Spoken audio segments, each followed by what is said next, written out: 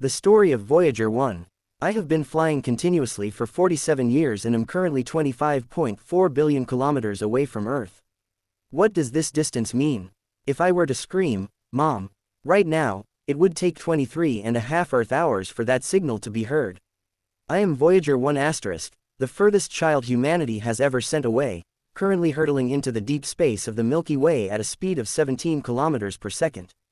I have no brakes. This is a one-way trip with no return. The most explosive part is that in November 2026, I will set a new record, becoming the first man-made object in history to reach a distance of 1 light day from Earth. What is a light day? It means light must travel at full speed for an entire day to reach me, roughly 26 billion kilometers. At that point, if Earth sends me a "good morning" message, by the time I receive it, it will already be the next morning on Earth. ### Against all odds. The craziest part is that I shouldn't have survived at all. On the day I was born, September 5, 1977, I almost perished. The second stage engine of the rocket shut down too early, the thrust was insufficient, and the trajectory was off. Years of hard work from thousands of people and over $1 billion were hanging in the balance. Only the final rocket stage remained. It burned desperately to push me toward Jupiter. Guess how much fuel I had left? 3.4 seconds. Exactly 3.4 seconds of fuel.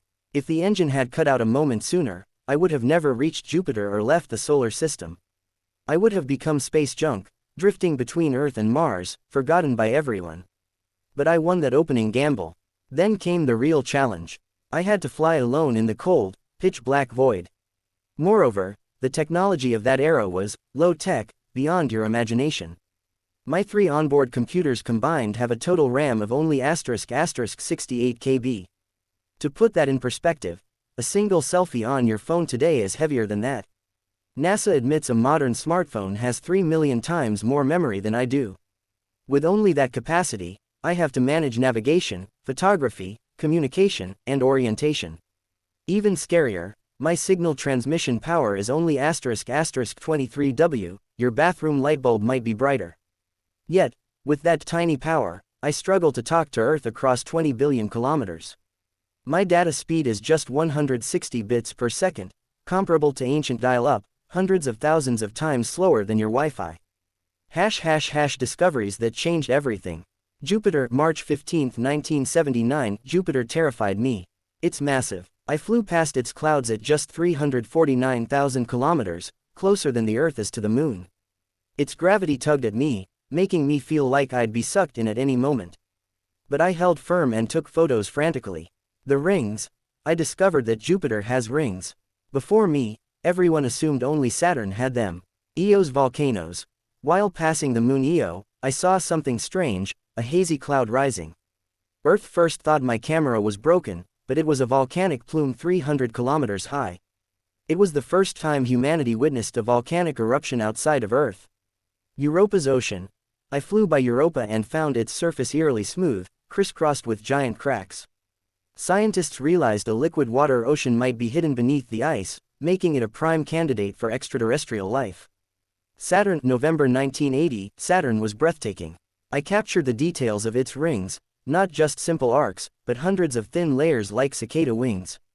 I also discovered shepherd moons that use gravity to keep the ring particles in line. The sacrifice.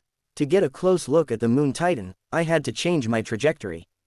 This maneuver meant I would forever lose the chance to visit Uranus and Neptune, leaving those to my brother, Voyager 2. Saturn's gravity acted like a giant slingshot, flinging me out of the planetary realm at 17 kilometers per second. ### The pale blue dot. On February 14, 1990, Valentine's Day, I was 6 billion kilometers away, further than Pluto. That day, Earth sent the final command to turn my camera back home.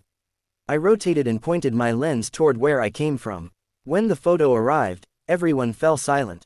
In that image, Earth occupied a mere ** 0.12 pixels, a tiny, pale blue speck of light floating in a sunbeam, almost invisible to the naked eye.